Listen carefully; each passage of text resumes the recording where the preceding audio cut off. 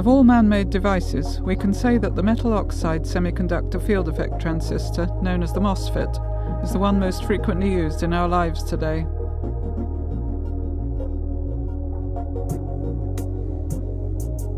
Although we may not realize it, we use billions of them in our computers, our mobile telephones, our games consoles. They can also be found in cars, in electrical appliances, and in the most unexpected places. Basically, they're found in systems where information is processed or stored.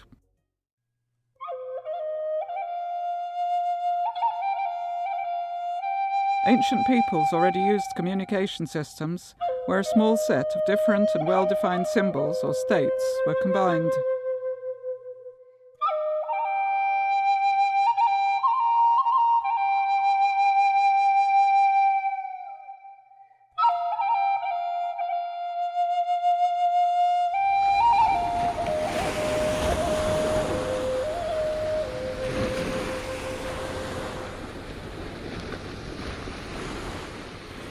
The simplest of these is the binary system, which needs just two symbols for communication.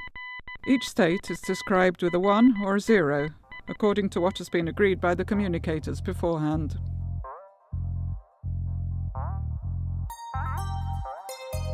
An electrical switch is an example of a system that processes and stores information. An electrical switch has two possible states, on and off, and so it can transmit and store information in the same way as more rudimentary procedures. A switch is off when an electrical charge can't flow through it, so there's no current. In the on state, a charge can flow, creating an electrical current. In order to store and manage huge amounts of information in the least space, these switches need to be manufactured as small as possible. A microchip can contain billions of them. However, tiny as they are, they still have to work as electrical switches. There must be a path for the electrical charge to flow, and some electrical mechanism that will allow or prevent the flow of this current. This minute switch is the MOSFET.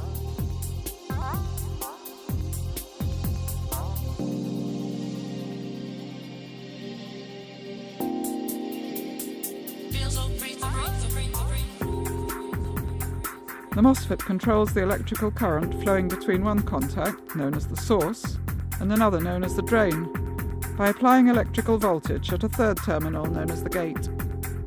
By modifying the electrical voltage applied to the gate, a conducting channel can be made to appear or disappear, allowing the device to be switched on or off.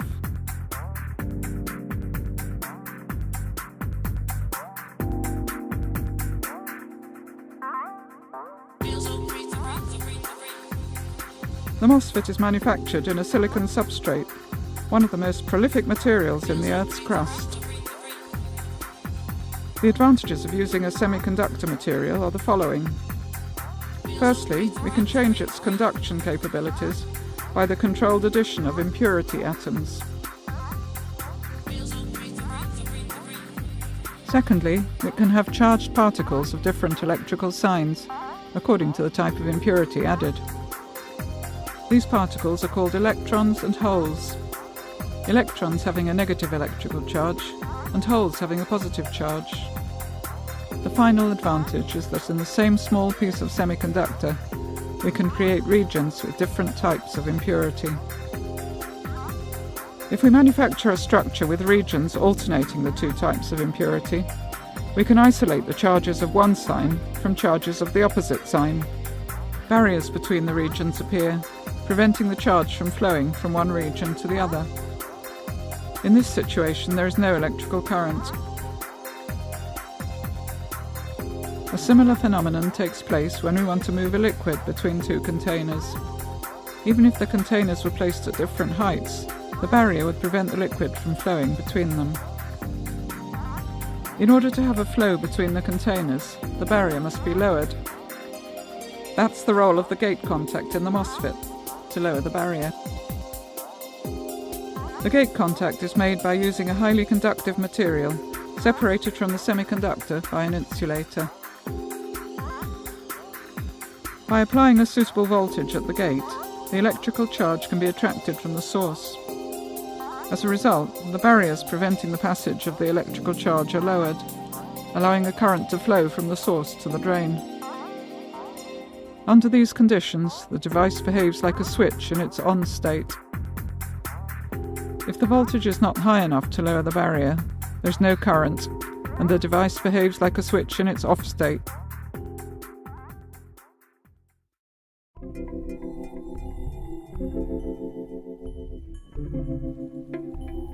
There are two types of MOSFET, depending on the sign of the electrical charge flowing through it: NMOS and PMOS. In the first, the electrical current consists of electrons.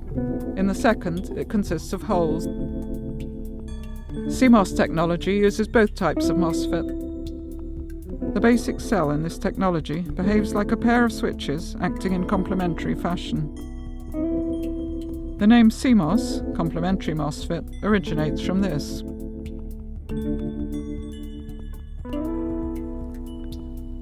Today's processors are manufactured by combining billions of similar structures.